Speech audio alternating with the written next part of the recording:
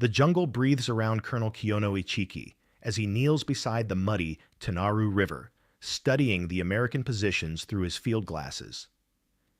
It's 2 a.m. on August 21st, 1942, and the humid Guadalcanal air clings to his uniform like a second skin.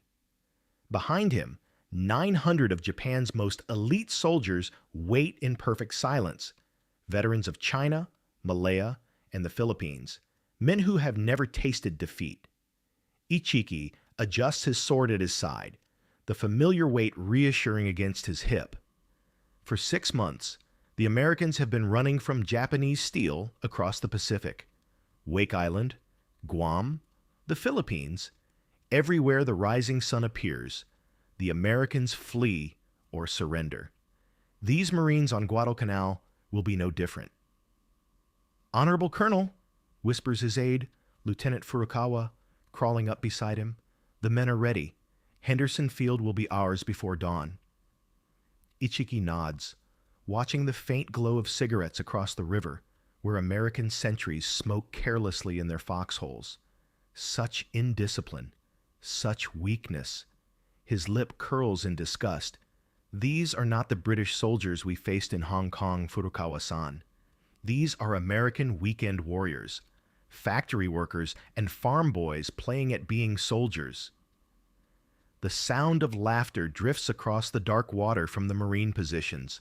Laughter. On the eve of battle, Ichiki has studied these Americans through intelligence reports.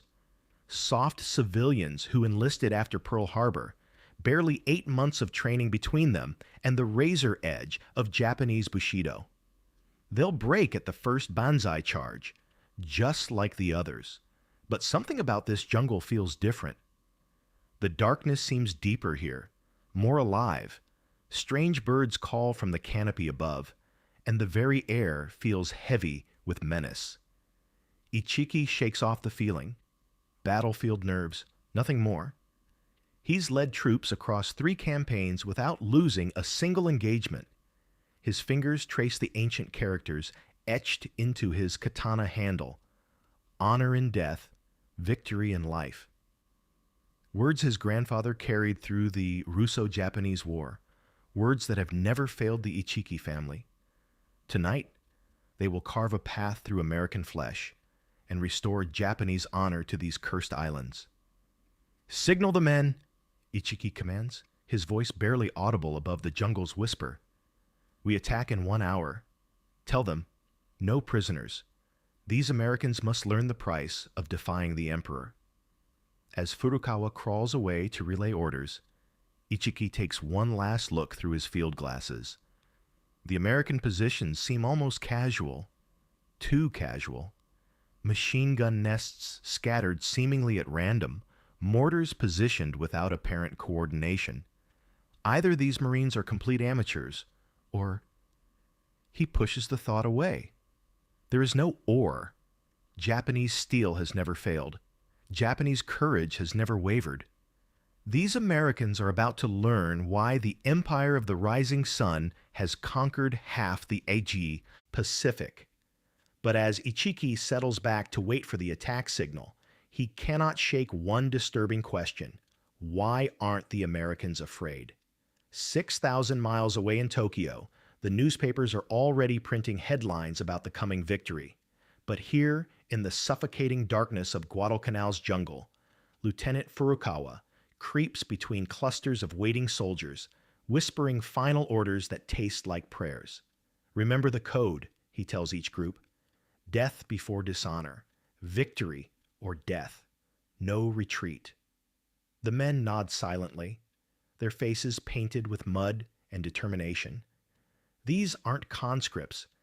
They're the Ichiki detachment, handpicked from the elite 28th Infantry Regiment. Private Yamamoto clutches his rifle with hands that have never trembled in battle. Sergeant Tanaka runs his thumb along his bayonet edge, sharp enough to split silk.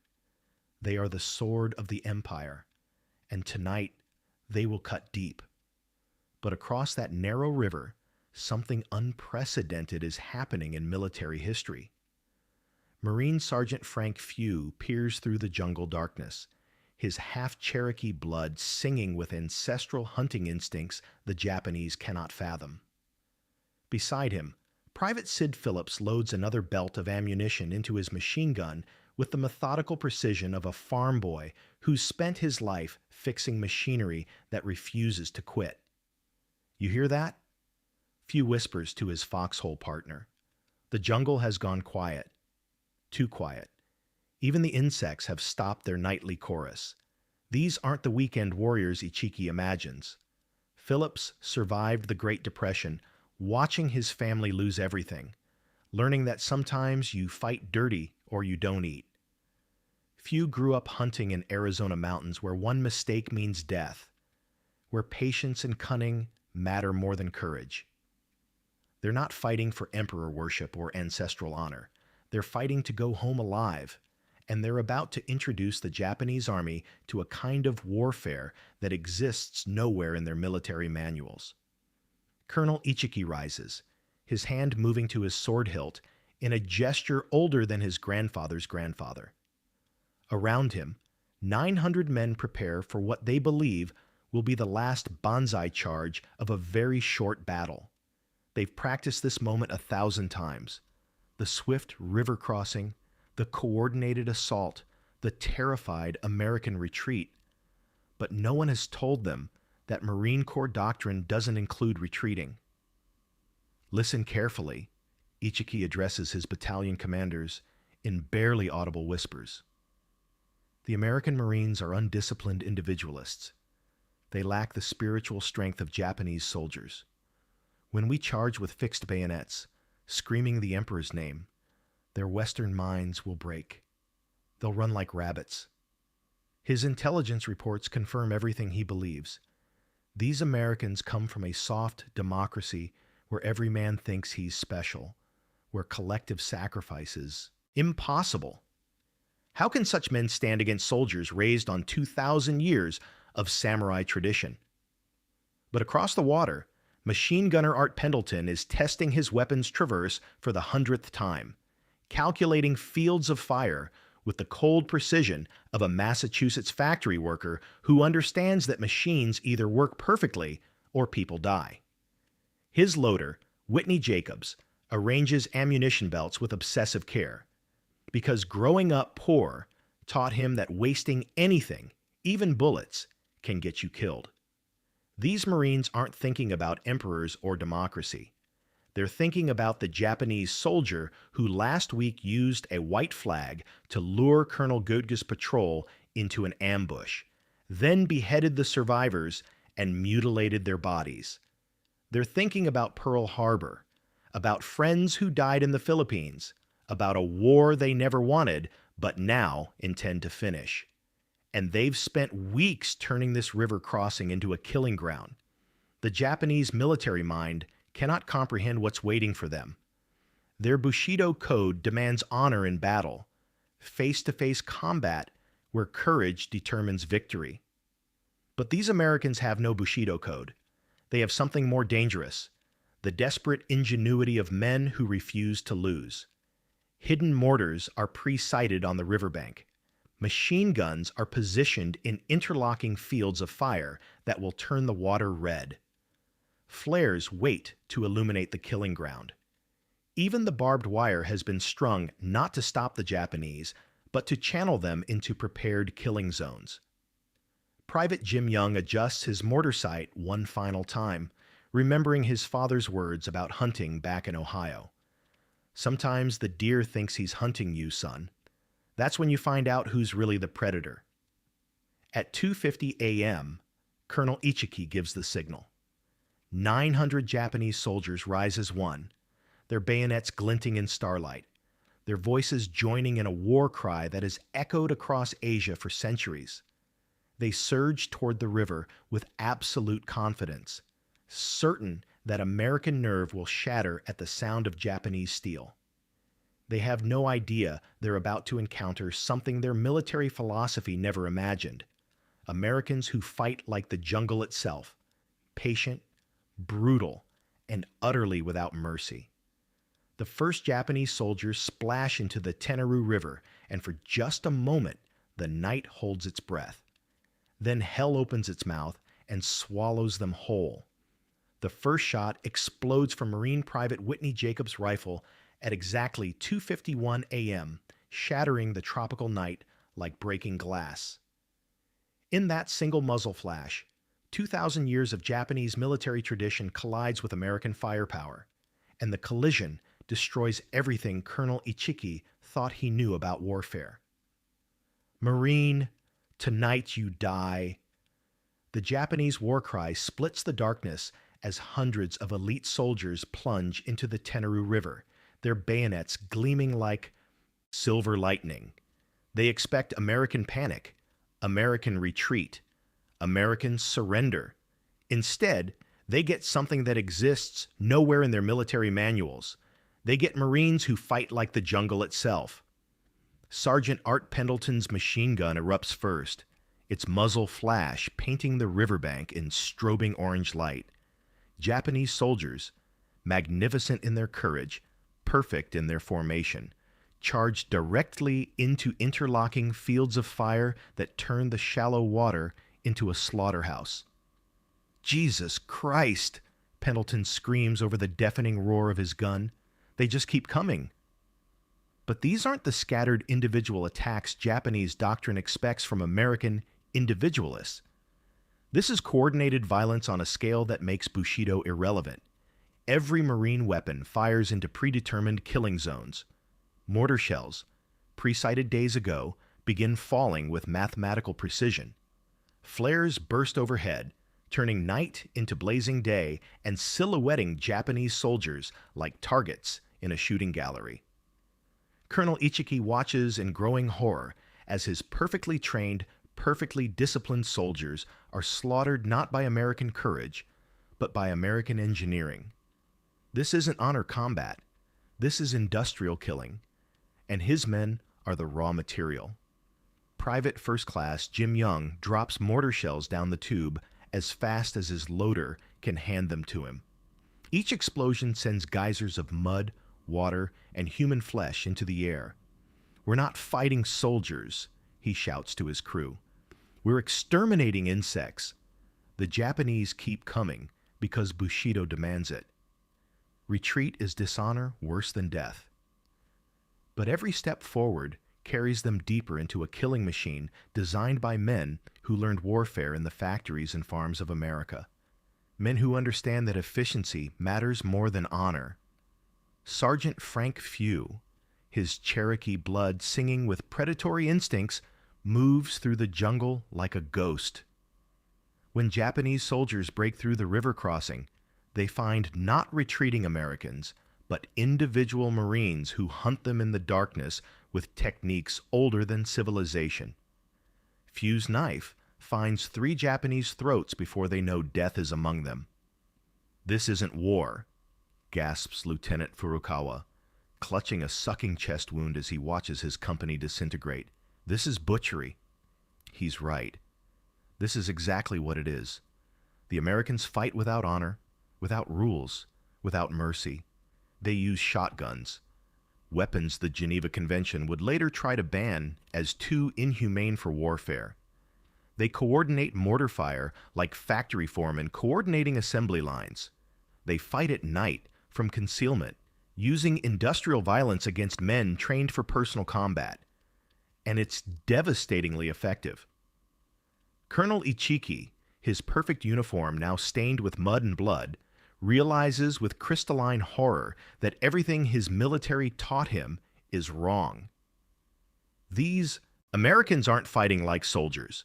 They're fighting like a machine. A killing machine that feeds on Japanese courage and excretes Japanese corpses. Private Al Schmid, his face half destroyed by grenade fragments, continues firing his machine gun even though he's been blinded. His loader shouts directions in his ear. "Left! Left! More left! Now fire!" The gun chatters endlessly, cutting down Japanese soldiers who die with perfect honor and perfect futility. "They're in the wire!" screams Corporal Johnny Rivers, watching Japanese soldiers tangle themselves in barbed wire that channels them directly into his gun's kill zone. His machine gun fires until the barrel glows red hot, until the water jacket boils, until the gun itself begins to melt from sustained fire. This is the moment when Japanese military philosophy meets American industrial capacity, and philosophy loses. The Japanese soldiers fight magnificently. They charge into machine gun fire without flinching. They leap over the bodies of their comrades and charge again. They scream the Emperor's name as bullets tear them apart. Their courage is absolute, their discipline perfect, their honor unquestionable. And it means absolutely nothing, because the Americans aren't fighting for honor. They're fighting to win. And winning means killing every Japanese soldier in the most efficient way possible. Private Sid Phillips watches through his mortar sight as Japanese soldiers, boys his own age from farms and cities thousands of miles away, are blown apart by American explosives. He feels no honor, no glory, no satisfaction, just the grim determination of a farm boy who understands that sometimes you have to kill what's trying to kill you. The river runs red. Japanese bodies pile 3 and 4 deep in the shallow water. The sound of American weapons never stops. Machine guns, mortars, rifles, shotguns, all firing in a coordinated symphony of destruction that turns elite Japanese soldiers into scattered meat. At 4:17 a.m., Colonel Ichiki commits seppuku. He doesn't die in glorious combat with an American bayonet. He doesn't fall leading a final charge. He dies alone in the jungle, disemboweling himself with his ancestral sword because he cannot face the truth. That American cowardice has just destroyed the finest soldiers Japan could produce. His suicide note, found days later, contains a single line: "We did not understand what we were fighting." By dawn, 890 Japanese soldiers lie dead along a 100-yard stretch of riverbank. The Marines lose 43 men. The mathematical brutality of the casualty ratio tells the entire story. This isn't warfare as the Japanese understand it. This is extermination. Sergeant Few walks among the Japanese bodies as morning light filters through the jungle canopy. Many of the dead soldiers are younger than he is. Their uniforms are neat, their equipment perfect, their weapons clean. They died like heroes from a different century, killed by men from the next one. Private Phillips stares at a Japanese soldier who can't be more than 17, his hand still clutching a photograph of what must be his family. The boy's eyes are open, staring at nothing, and Phillips realizes with sick certainty that this is what modern warfare looks like. Not honor and glory, but efficient slaughter.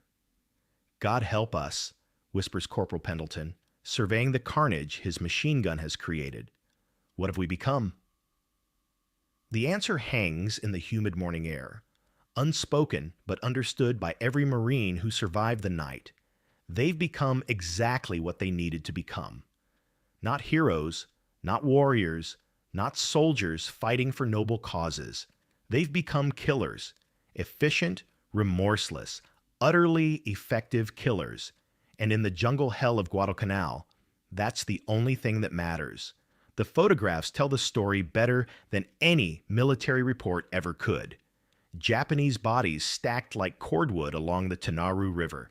American Marines standing among the carnage, not celebrating, not smiling, just staring with the hollow eyes of men who've discovered something terrible about themselves. The mathematical precision of modern slaughter laid bare in black and white. Private Frank Pomeroy, who survived the battle, would carry one image for the rest of his life: a Japanese officer's sword still clutched in its owner's death grip, reflecting the morning sun like an accusation. "We fought like animals," he wrote to his sister back in Massachusetts. And the worst part is, it worked. That letter captures the psychological transformation that Guadalcanal forced on American fighting men. They went into the jungle as civilized soldiers following rules of honorable combat. They came out as something else entirely: Men who understood that winning matters more than honor, that survival trumps glory, that efficient killing beats courageous dying every single time. The Japanese military machine, built on 2,000 years of samurai tradition, never recovered from that realization. Within weeks, intelligence reports from other Pacific battles began reflecting a new reality. Japanese soldiers, who had charged American positions with suicidal courage since Pearl Harbor, now hesitated. They dug deeper foxholes. They fought more defensively. The terrifying confidence that had carried them across Asia began to crack.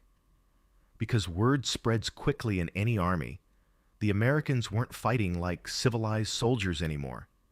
They were fighting like the jungle itself, patient, brutal, and utterly without mercy. Lieutenant Colonel Merritt Edson, who commanded the Marines at what became known as Bloody Ridge, received a letter from a captured Japanese officer that perfectly summarized the psychological impact of American jungle tactics. Your soldiers fight without honor, but they fight to win. We can no longer count on your weakness. That sentence represents one of the most important strategic shifts in military history. For the first time since Pearl Harbor, Japanese commanders had to plan for American competence instead of American cowardice. They had to assume that Marines would fight to the last man instead of surrendering. They had to prepare for battles of attrition instead of quick victories, and Japan's entire Pacific strategy was built on quick victories. The ripple effects extended far beyond Guadalcanal. At Tarawa, Saipan, Iwo Jima, and Okinawa, Japanese defenders found themselves facing not the weekend warriors they expected, but professional killers who'd learned their trade in the jungles of the Solomons. Men who understood that war isn't about honor. It's about making the other guy die for his country. Marine Sergeant Sid Phillips, interviewed 50 years after the battle, put it simply. We went to Guadalcanal as boys playing soldier. We came back as men who knew how to kill efficiently. The Japanese never expected that transformation, and it cost them the war. But the cost extended beyond military strategy. The Marines who fought at Guadalcanal returned home carrying something dark and permanent in their souls. They discovered that civilized men could become savage killers when survival demanded it. They'd learned that courage without competence is just suicide, that honor without victory is just death. Most disturbing of all, they'd learned that they were very, very good at killing. Private Art Pendleton, whose machine gun had cut down hundreds of Japanese soldiers, never spoke about the battle to his children. When asked about his war service, he would only say, "We did what we had to do." His grandson found his war diary after Pendleton's death in 1987. The final entry, dated August 22, 1942, contains just 4 words, "God forgive us all." Today, military historians study Guadalcanal as the moment when American forces learned to match Japanese ferocity with industrial efficiency. But the real lesson runs deeper than tactics or strategy. Guadalcanal proved that civilization is a thin veneer, easily stripped away when survival is at stake. It demonstrated that ordinary men, farmers, factory workers, store clerks, can become extraordinarily effective killers when properly motivated. The Japanese soldiers who died at the Tenarú River were brave, disciplined, and honorable. They died for emperor and country with perfect courage. But courage isn't enough when your enemy has abandoned honor for efficiency, when your opponent fights not for glory, but for survival. In the end, that's the lesson written in Japanese blood along a jungle river on an obscure Pacific island. Sometimes the side that fights dirtiest is the side that goes home alive. And in 1942, going home alive was the only victory that mattered.